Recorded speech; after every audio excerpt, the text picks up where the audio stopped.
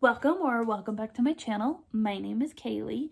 As you saw from the title, this is my Meps experience for the Air Force. A little backstory. I will have a timestamp up here, so if you want to skip to me actually explaining the Meps experience, then skip to it. A little backstory on the beginning of the process. End of February, beginning of March, I was like, you know what, with all this stuff happening in the world, I'm so scared that the world is going to end or something traumatic is going to happen, and then I'm not going to be prepared, right? And then I'm like, you know what? The best place to be if anything were to happen is the military. And then I've always had, if anything, interest in the Air Force because my mom was in the Air Force and she always talked about it. She would always tell me, you should join. You like photography, you should join as a photographer. And for the longest time, I always said no. I don't see myself as that kind of person. And I don't know, I mean, still to this day, I don't see myself as that person because I like certain things. I'm a creative person. So to go in the military and be so strict and all that, that's not really me. I want to be able to defend myself. Because at the end of the day, even though you are defending the country, you're also defending yourself. To be honest, I want to be prepared. So not only that, but they have the military has so many benefits just for you to do your work and do your job. So why skip on that? Why not join? Especially if you can, why not join? Even if you have medical issues or had medical issues, go to a recruiter and ask, I went to a recruiter, it was a Monday, and told him that I had originally tried to go in 2020, talked about that, why I didn't go in, and he was making sure, are you sure you want to join? Why do you want to join? All those questions. And then he's like, you need this, this, and this, and this. These are the 4 different test types that you can take. And I decided to take the PICAT. So that next week, I want to say, I took the test because I visited him on a Monday and then I started studying. And then I took the test, I think, on a Tuesday. Yes, it was a Tuesday. And then I told my recruiter, hey, I finished the test. It told me to message you when I was done so I can get my scores. So I got my scores from him on Thursday. I was really sad that it didn't tell me the scores right then and there. Anyway, and then I had to wait a day. He gave me the scores on a Thursday. I was so proud of myself. I did really good. And with the PICAT, then all you have to do is go in and take a verification test. I'm like, no brainer. Super easy, yada yada. So he's like, the next available day is Monday. And we can also do your physical Tuesday. I was like, perfect. I think that's when I was off. I was off Monday, Tuesday, I believe. Or Tuesday, Wednesday. No, I was off that Monday, Tuesday. So I'm like, that's perfect. I'm off those days. So he's like, okay, bet. So Monday, I met with the recruiter at 10 in the morning. No. 8 or 9 in the morning. And then he took me to the Meps station. He then told me let me know if I need to pick you up. I was like, no, you don't need to, my mom will. But also I was gonna stay at the hotel for that night, and then the next day, Tuesday, after the whole physical day, my mom will pick me up. Keep in mind that Saturday, Sunday, that Monday night, I didn't get but 8 hours of sleep in the total 3 days. So by the end of the physical day, I was so exhausted. My recruiter said the test starts at 1. I got there at 12, I think, but then I pretty much checked in with the Air Force office that was there, and then they said, okay, go here, grab a book, read it, and then you can go take the test. I was like, okay, I got this. Went into the testing, and then the verification was 30 questions, and for me it was 50 the same, 50% different, so 50-50. I guarantee you I aced all the same questions. I got the same, or put the same answers. And where it not messed up, but where it took a turn were the different questions. Because from what I heard is, as long as you put the same answers as you did on the pie cap that are on the verification, you're solid, you're good to go. But I think now, after taking the test, you also have to ace the different questions too. You have to get those correct too, and you can only miss like 4 questions. So I think I missed like 5. After that, it had just kicked me into the ASVAB, and I'm like, oh my gosh. I went to the bathroom. I was like so down on myself, but then I'm like, you know what? The paper, and people also say it can randomly choose you to take the ASVAB too, even if you pass the PICAT. So I'm like, you know what? That's probably what it is. It probably just randomly chose me. But nope, that was not the case. Altogether, I was there, I think like testing like 4 hours, because the verification only took 30 minutes to like an hour, and then the ASVAB took like 3 to 4 hours. It was like 4 to 5 hours. Anyway, I didn't leave Meps until it was like 5:36, when the bus lady was like, okay, like we're ready to go to the hotel. There were like a few of us, and yeah, I went to the hotel. It seemed like a long drive, and I was like so tired too, because again, that night I only got maybe 3 hours of sleep. Got to the hotel, we went to like a little briefing, checked in, got our room keys, put our stuff in the room. Then I went down to eat. The food was okay. It was like burrito stuff. I just had like a salad. And then right after that, they're like, okay, like we're gonna have another briefing at 8 o'clock. Be down here at 8 o'clock. Did that. After that, went up to my room. I had a roommate. She was actually shipping out. She took the longest effing shower ever. I don't blame her though. I'm like, you know what? She's probably just taking advantage of taking a long shower for the last time for a while. So I didn't say anything to her. I'm like, I honestly could have asked her. I'm like, are you just taking advantage of like the time that you have?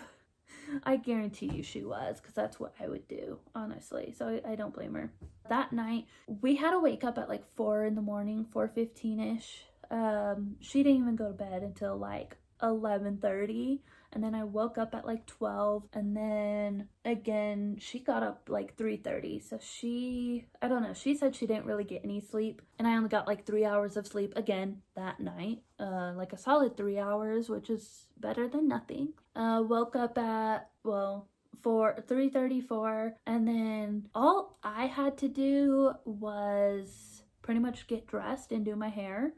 I don't think I actually braided my hair though. I think I just put it in a ponytail. Waited for her, because you have to go down with your roommate. So I was waiting for her the entire time. It was like 4:30. I'm like, we need to be down there. Like, hurry up. In my head. I didn't say that to her, but I was just worrying for nothing, honestly. Anyway, we go down there. We basically turn in our room keys. We wait a little bit, and then they say, okay, you guys can go eat. We all go eat. And then after that, we waited for 30 minutes or longer just to leave. They had to check our IDs. And then what else? Yeah, after we ate, we just sat and did nothing. We were just waiting. So I'm like, why do they have us wake up at 4:30 in the morning, or 4 in the morning, just to be sitting here, when all we had to do was eat, and then we could have just left, honestly. Anyway, with that being said, we didn't actually get on the bus until like 5:55 in the morning, and we didn't get to Meps until like 6:15. And then we get out of the bus, we formed 2 lines, one for people shipping out, and having to actually sign the contract and just like small stuff, and then a second line for people actually doing the physical day. After that, we go around the building, and then we line up again, or we're pretty much still in the same lines, but kind of shorter lines. And then they call the people shipping out first. They go through, and then we had a little briefing, and then went through security. After that, we basically wait till everyone got through security, got name tags that had like the different physical stuff we had to do. And then finally we go upstairs and then we check in, and the people working it said army, so it was army guys that were working the front desk basically. So we go up there, we check in, we then do the medical briefing, and all together when we got done with that, it was, I think the guy said like 7:40 in the morning. And then we basically we did the breathalyzer. So we did the blood pressure and the breathalyzer in the medical briefing. And then we go out and then we just basically sat and waited. And I had brought a book, but I didn't actually bring it with me to like the medical briefing or any of that. And honestly, I probably could have asked them like, hey, can I go get my book?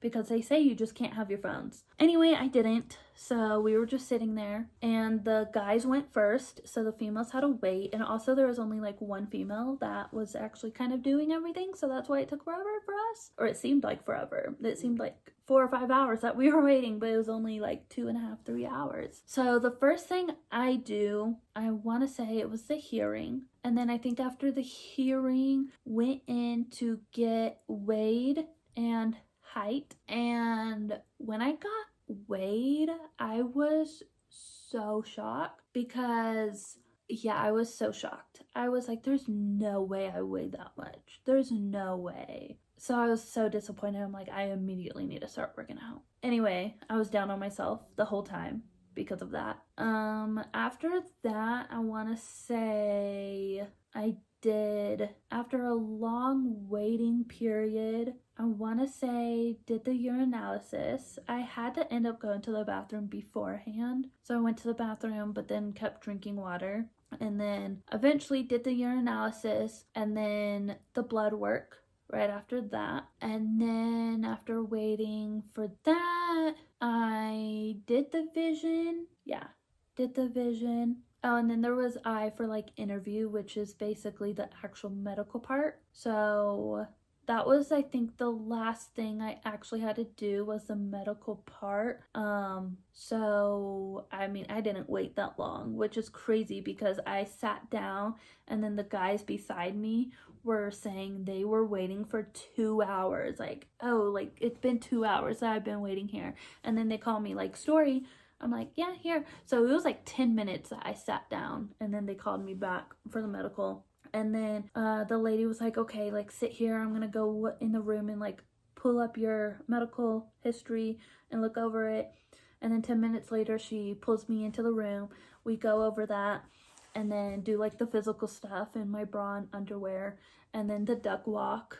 Everyone says you're going to do it in like as a group, but you don't. And then right after that, I had to get undressed fully, and there were 2 females and one was holding up the paper gown. I laid down on the table, the lady checked me and she's like, okay, all good. We sat down again after I got dressed and went over everything. She's like, okay, like all your stuff is in and you pass. So with that being said, they do everything really fast because like, I mean, the blood work and everything, urinalysis, all of that was put in so freaking fast. And right after that, I was like, yay, I passed. And then after that, I went to like, I won't even say the front, but like the right of the building where you wait again. But no, I went to the office, went over the background check, went over the contract because I said 4 years. And then they kind of go over with you. It's 4 years active duty, but 8 years because if they need you after that 4 years, or if they go to war instead of actually drafting people, they will call you first.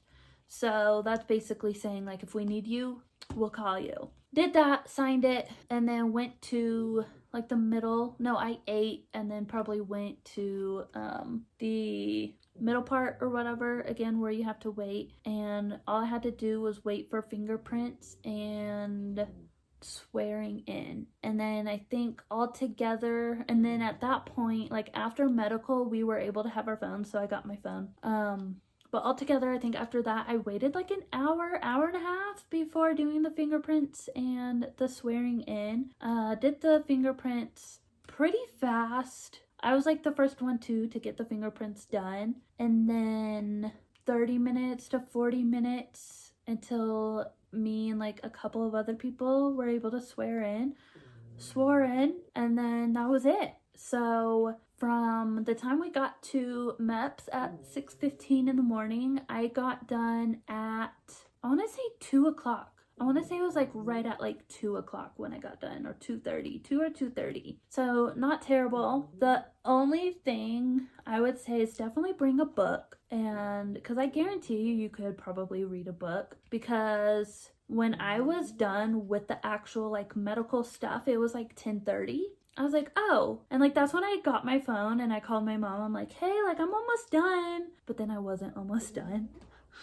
Anyway, yeah, that's my Meps experience. If you guys have any questions, let me know down below. I'd love to answer them. And don't be scared of Meps. It's honestly nothing to worry about. It is what it is. Like, yeah, when you do the urinalysis, you do, like, it's basically a bathroom with 2 stalls, or I don't know about your Meps, but ours had like 2 stalls, and you just leave the door open and then you go pee. There is the, what do they call it? Like where someone has to watch, but they don't actually stare at you and watch. Anyway, yeah, that was my experience. Wasn't that bad. I was just so exhausted that day. But then like my mom picked me up, we went to go eat, and then since Aspen and Roxy were with her, we then went to the dog park. And then I had to go, I was like, I just want to be home now. I want to go to sleep. I had to get some groceries, I believe. And then I had to drive about 40 minutes home. Drove home. I'm surprised I made it. Drove home and pretty much immediately went to bed. And I slept for 12 hours. So that was like the best sleep I've had too. Anyway, long video. Hope you enjoyed.